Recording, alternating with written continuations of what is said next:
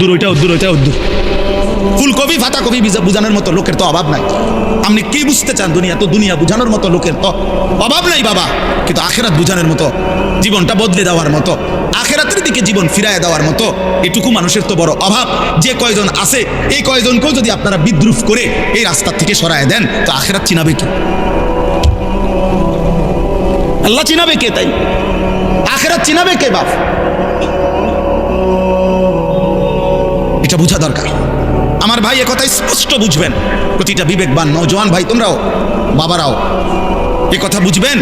এই কোরআন সুন্নাহর ইলম আর দুনিয়ার সমস্ত জেনারেল ইলম, এই জেনারেল শিক্ষার যত পড়া আর এই কোরআন সুন্নাহর পড়ার একটা মৌলিক পার্থক্য হলো, জেনারেল শিক্ষার সমস্ত পড়ার মূল টার্গেট এই দুনিয়ার আয়োজন, দুনিয়ার জীবন উপভোগ করার জন্য যত অত্যাধুনিক, যত প্রযুক্তি, যত সহজকরণ, যত আধুনিকায়ন হইতে পারে, এটা হলো জেনারেল শিক্ষার মূল মাকসাদ।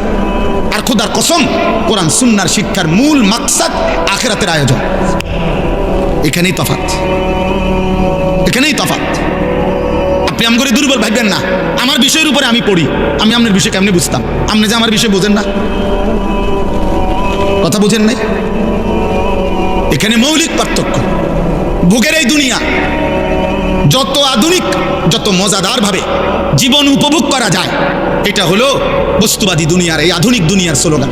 গোটা ইউরোপের সমস্ত পড়ালেখা, গোটা ইউরোপের সমস্ত মেশিনারি, সমস্ত গবেষণা, সব কিছুই হলো এই প্রথম আসমানের নিচে মাটির উপরের এটুকু আয়োজন। আর কোরআন সুন্নাহর মূল আয়োজন আখিরাতের আয়োজন। এখানেই মৌলিকত্ব, পার্থক্য। এই জন্য এক হবে না কোনোদিনও, কোনোদিনও না। ইসরাফিলের ফু পর্যন্ত কোনোদিনও না।